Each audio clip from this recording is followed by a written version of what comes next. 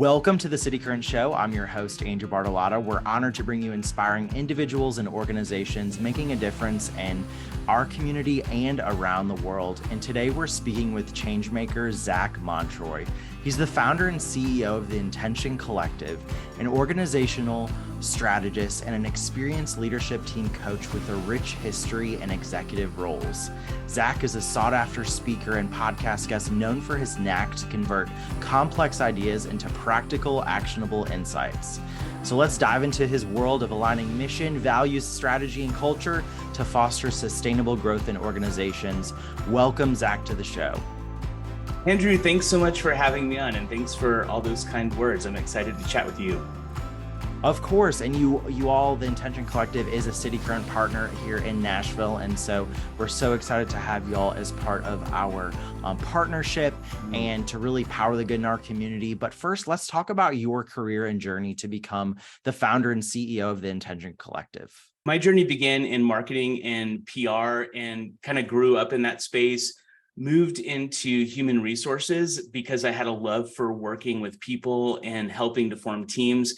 So really kind of took the people operations route. The admin compliance side of HR wasn't really in my unique ability, but really had some amazing opportunities to get to step into leadership in my 20s, probably earlier than I was ready to, but had some amazing leaders that I got to work alongside that were great coaches and mentors. And then eventually moved into operations and got to sit in the COO role for a few different organizations, and really loved partnering with visionaries and really helping put the vision to action, and really saw the best method for doing that was with teams and really developing people, helping them understand uniquely their giftedness and how to put that to work towards the mission, and really forming cohesive, strong teams, helping leaders be the best version of themselves. And so stepped into the consulting world about 6 years ago to partner with entrepreneurs and different businesses to help them grow healthy teams, to help them meet their vision and the goals that they have set in a healthy way. So that's sort of a shortened version of the last 20 years for me. Very nice. And I love that you found your passion to really then work with so many different business owners and entrepreneurs to help them. I'm going to use a term that you use, which is building brave workplaces. And so when you talk about building brave workplaces and meaningful work and accountability, what does that mean? And how does the Intention Collective work to help build these brave workplaces? Sure. I think building a brave workplace is some of the most important work as leaders that we can do. I think, for many years, I had a really not a healthy view of what leadership is. I had the first leader I worked for said, tell people what to do, they should do it, sit in a higher chair than everyone else so they know you're the leader. Very command and control.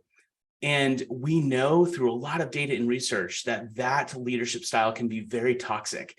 There can be a lot of shame that is thrown around in those types of organizations.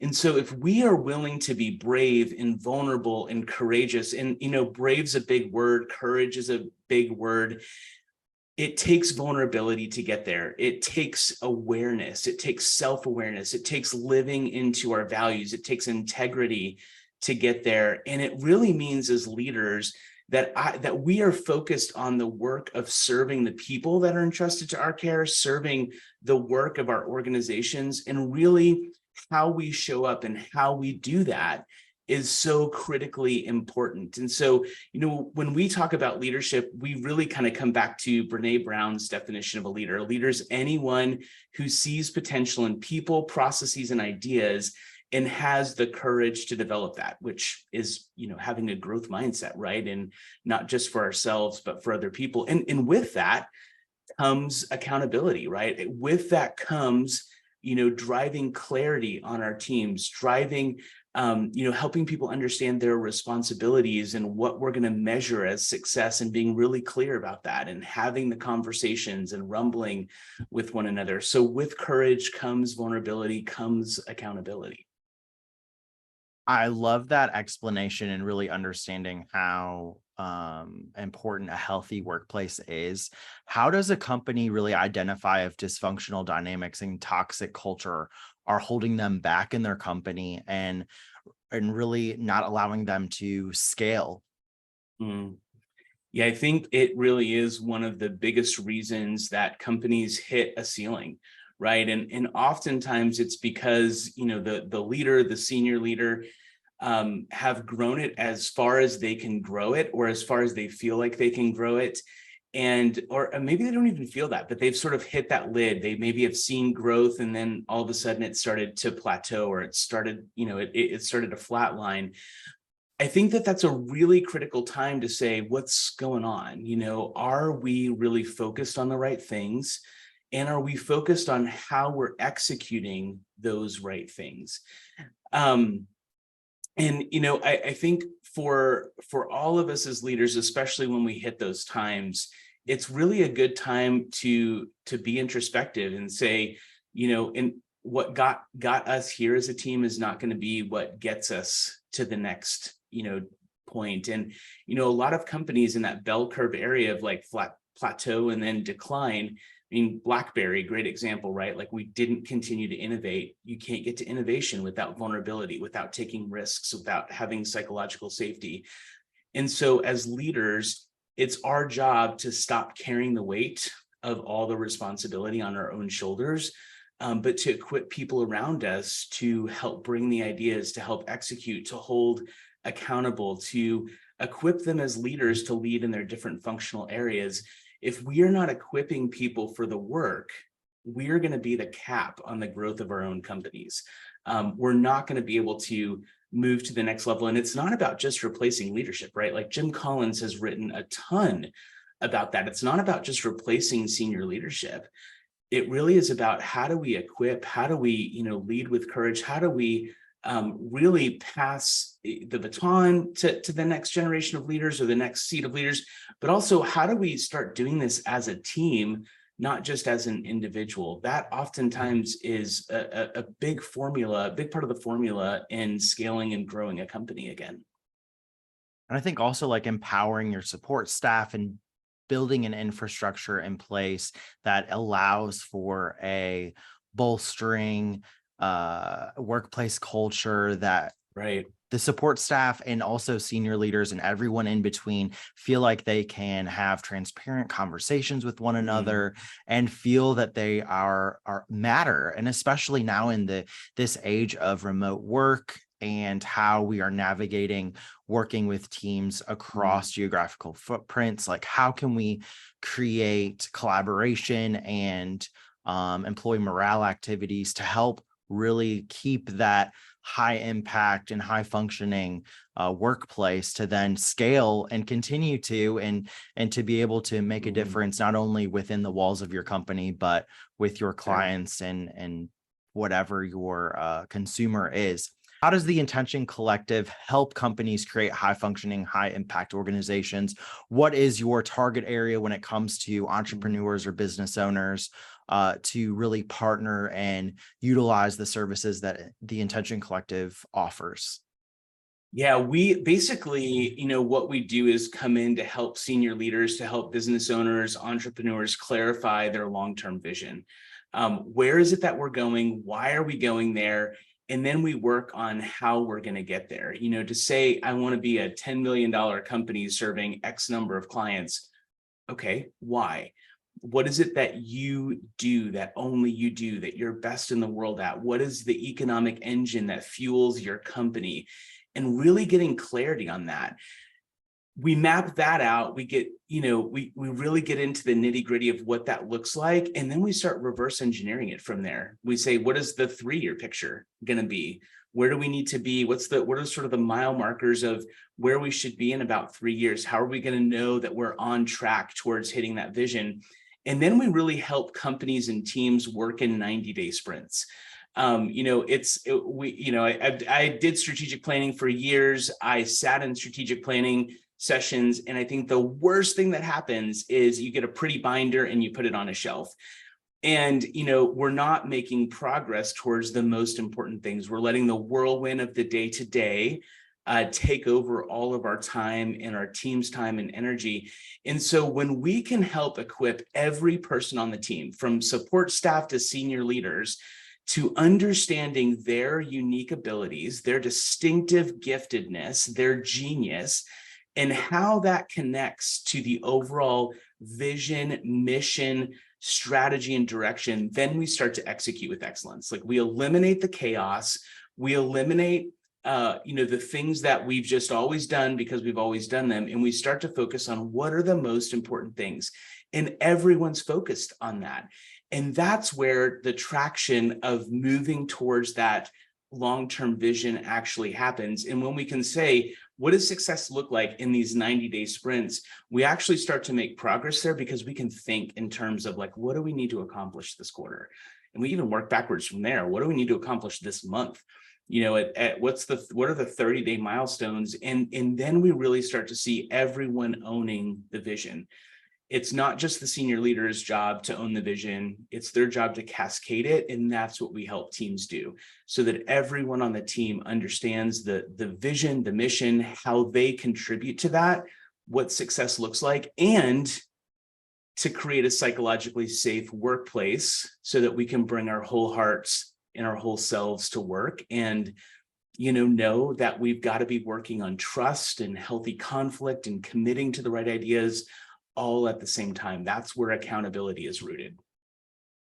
Well said. And I think that I love the analogy of the sprints, because a strategic plan is really like a marathon, and you really have to. I've been on nonprofit boards, and I worked in the nonprofit space before City Current, and I've sat in those strategy meetings, and I have had literal binders that I've seen across the room, sat on a shelf after a year or so of meeting and planning and so many great ideas, but if they sit in the binder, they're not doing any justice. And so to have a partner like the Intention Collective to come alongside a business and say, hey, we want to help you get to those 30, 90-day sprints. And then, okay, there you go. There's your first 5K. And then there you go. There's your half marathon. Right. And let's get you to the marathon, and let's get you past the finish line. It's such a great way to keep everyone accountable and everyone moving in the same realm. So you will scale your company, and you will be able to implement these strategies and ideals to move your company and your workplace culture forward.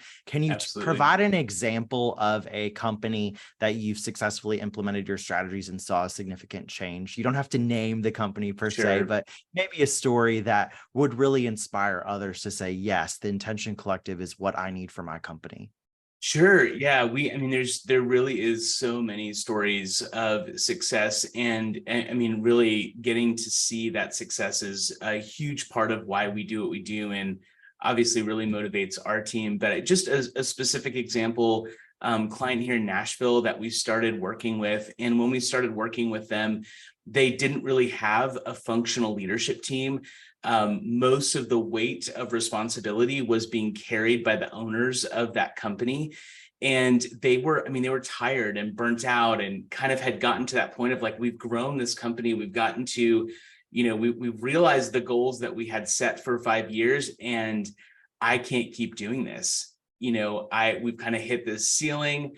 I feel like if we push a little harder, we can probably, bring revenue, bring sales, bring profitability up, but I'm exhausted, and my team is like in an okay place. But long-term, I know I'm not going to be able to keep them if we keep doing things the way that we're doing them. Like, we've kind of just run this as, a very agile sort of fighter jet kind of thing. Everyone does whatever it takes. And so coming in and really helping them clarify, well, here's where we're at. Like, let's be really clear on that. Where do you want to go? What is it that you want out of this business? What is it that you want for your team? Let's really talk about how we get there, and how to be a healthy leader, and how, to really vet the right clients. And then we started, cascading that message down, and raising up leaders and giving them responsibility and autonomy to work towards the results that we had clarified for them. And so in 90 days, they went from, a very owner-run company to a team of leaders who was running the day-to-day, running every department of that company, running every team. And we've seen massive growth. Even over the months that we've been working with them, the revenue has, I think it's doubled, more than doubled over that time. And it really is because they have people focused on the right things. We're not just kind of delivering the whirlwind of the day to day. We're really saying yes to the right things, saying no to the things that aren't going to grow the business, and really working on being a cohesive team and having healthy leadership. And so that is what we know we can see in companies that work towards this, have clarity, and and we believe have a coach who can help coach them to that point and help clarify that vision so that they can really execute with excellence. I love that because you're really bringing them from the survival mode to a thriving mode and Absolutely. really providing this wraparound service for them to understand the potential that they have and then leading them to that. So that's really cool to see, and being able to work with so many different industries and companies must be very rewarding. What puts a smile on your face when you look at the work that you've been able to do with the Intention Collective?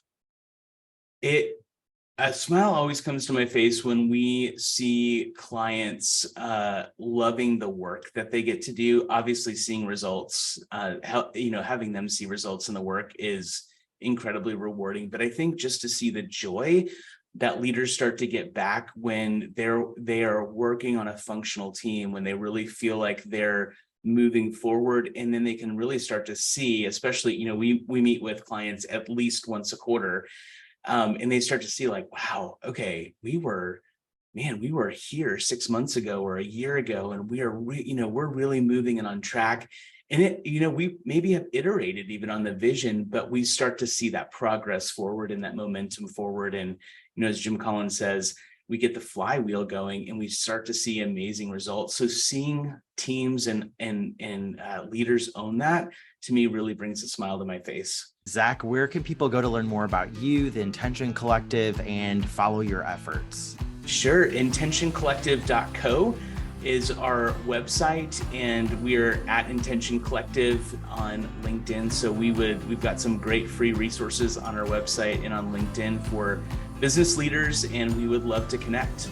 Zach Montroy, thank you so much for coming on the City Current Show. Thank you for being a City Current partner, and thank you for helping so many companies convert complex ideas into practical, actionable insights and working to scale their companies. Thank you so much for coming on the show.